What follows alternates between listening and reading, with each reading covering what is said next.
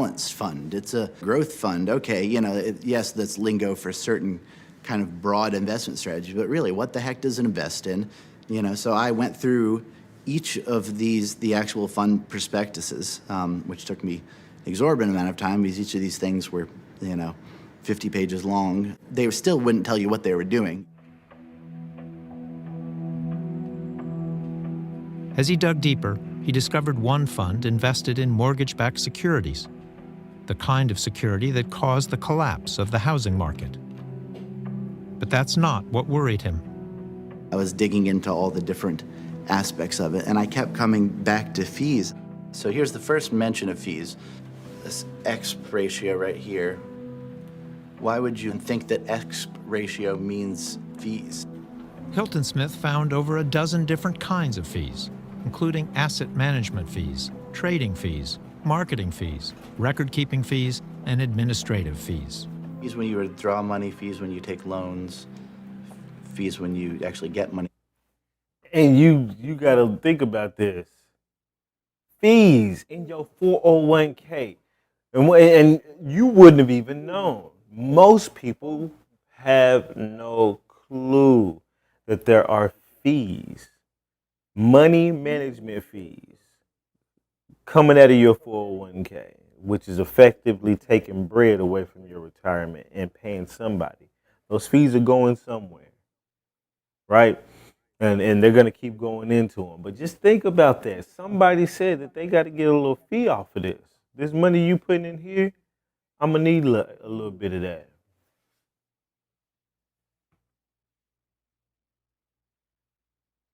Out when you're retired, which I actually didn't even know about. I spent a month literally going, oh, actually this fee is a subtype of this fee, and that covers that, or no, that's another name for that. It was very opaque. The average actively managed mutual fund carries an annual expense of 1.3%. Some funds charge a fee of 2%, and even as high as 5%. That may Sounds little, very little. Not seem very much, right? You've got $50,000 or $100,000, and okay, so you lose $500 or you lose $1,000 a year. That's what you would pay to a financial advisor, right? But if you add that up over 20 or 30 or 40 or 50 years in a 401k plan, all of a sudden you're well into the six figures as your balance grows. And that's the difference between running out of money before you die or having a little money left to pass on to your heirs. A lot of 401k programs are lousy. The fund choices stink. The fees are outlandishly high. And in many cases, you can take two next-door neighbors, living on Maple Street in any town, USA, and one person is paying 10 times as much to invest in a 401k as the other person. To understand this fee business, I went to talk to someone who has thought long and hard about it. Jack Bogle, the founder of Vanguard, a company that offers some of the lowest fee products on the market. He says that if you want to improve your retirement outcome, make sure to minimize Wall Street's take. Costs are a crucial part of the equation. It doesn't take a genius to know that the bigger the profit of the management company, the smaller the profit that investors get. The money managers always want more, and that's natural enough in most businesses, but it's not right for this business. Exactly, because it's savings for your retirement, not just a regular savings to get a car or fees to just grow and invest just to make extra money. Like, this is literally people's savings accounts for retirement. Bogle gave me an example. Assume you're invested in a fund that is earning a gross annual return of 7%. They charge you a 2% annual fee. Over 50 years, the difference between your net of 5%, the red line, and what you would have made without fees, the green line, is staggering. Bogle says you've lost almost 2/3 of what you would have had. Out of fees, because of management fees, you will lose almost 2/3 of what you would have fucking had. That's a scam. What happens in the fund business is the magic of compound returns is overwhelmed by the tyranny of compounding costs. It's a mathematical fact. There's no getting around it. The fact that we don't look at it, too bad for us. What I have a hard time understanding is that 2% fee that I might pay to an actively managed mutual fund is going to really have a great impact on my future retirement savings. Well, you have to rely on somebody to get out a compound interest table and look at the impact over an investment lifetime. Do you really want to invest in a system where you put up 100% of the capital, you the mutual fund shareholder, you take 100% of the risk, and you get 30% of the return?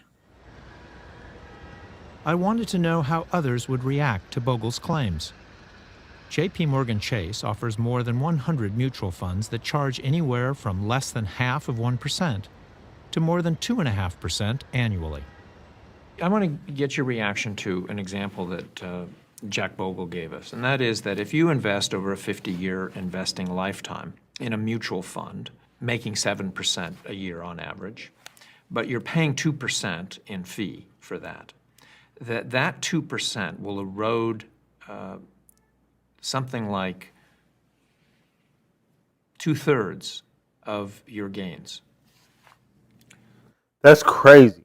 And this is what they do, is not only do they have these reports, big managed funds, make it all hard to understand, but these interest numbers are always something low. That's something I always used to question and have be pissed off about, and people could never really explain it to me. And nobody really still has fully explained it. And I may have to do a video about interest and how it's calculated, why, what, all this other shit. But like for the main part, like one is APR, one is, so that's annual percentage rate, or then there's another one. But then there's some people like some companies just might, some companies just might charge you 10% on the loan, period. Like I've had a business loan through Square, and let's say, they gave me $10K and they wanted to charge me, just to keep it simple, 10% interest. Well, they show in the paperwork on there, the 10% interest off that $10K was going to be about $1,000, right? Excuse me.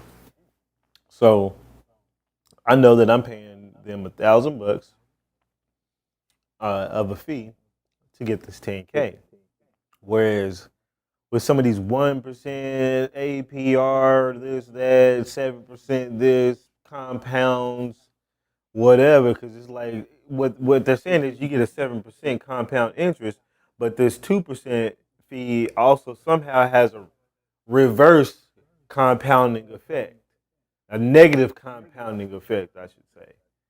And that really starts to pull away from that 7%, so much so that you don't even realize it, that it's almost 2/3, which you would think, wait a minute, 2% isn't 2/3 of 7%.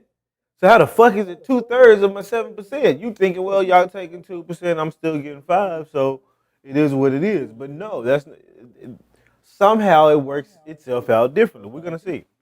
So the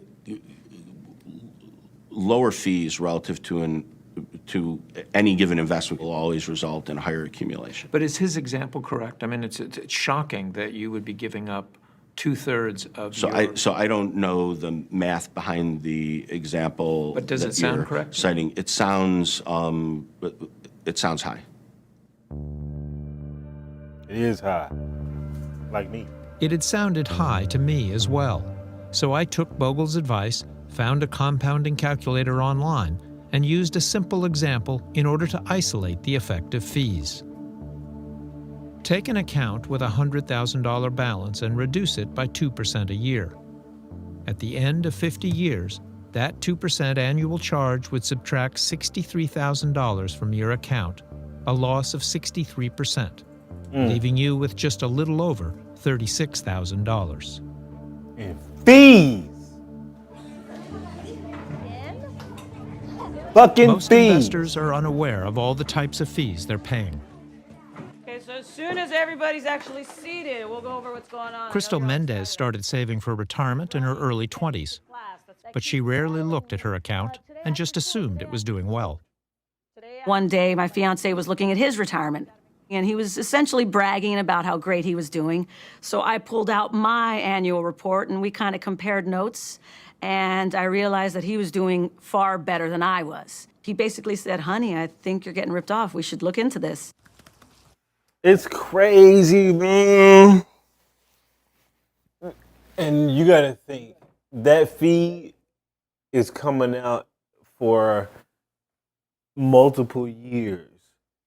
So somebody's been getting paid off of her bread for maybe 20, 30 years. Been getting just little chunks. Not even little. Large chunks of your money. And this person, broker, company, whatever, bank, these niggas have multiple people. So if you're getting, think about this, salesmen get residual commissions all the time where they get a percentage of your monthly recurring charge from something they sold you. So let's say they sold you cell phone service, you pay $100 a month, they get a commission of 2%, of the lifetime of you being a customer. So now they're getting 2% of that $100 every single month, $2 a month, which that ain't a lot, but that's different. This ain't no compounded interest situation I'm coming up with, but they get that. But then they have a lot more people that they get under their belt, so now they have a lot of residuals, so they have a ton of income coming in, and they don't have to do shit. It's just coming in, and that's fine. That's actually the way you're supposed to do it. But to sneak it in through fees like this, through people's retirement accounts that they don't even fucking look at, and they don't even explain these fees, people like this should fucking be thrown under the goddamn jail. I can't stand this shit, man. It's like it's scamming on a whole nother legal and literary level. Like these accountants are smart and they come up with this shit. They come up with these systems, these numbers, and get you to sign things. And I don't know, 2% don't seem like much to me. I'm not gonna think that 2% is gonna take shit out of my motherfucking account like that. After looking at the fine print, Mendez found out that not only was she paying high fees, she was invested in an annuity with a high surrender fee, a penalty for any early withdrawals. I think it was 10% was the surrender fee. So I was like, battling with myself. Do I really want to give these people my money or leave it there and then I won't have a surrender fee? But I think in the end, I just said, forget it. And we're going to talk about this last part, and then we're going to go over some things. Oops, sorry, guys. Expertise to provide advice. What's a financial advisor? That is a term that means almost nothing. It is somebody who might be a financial planner,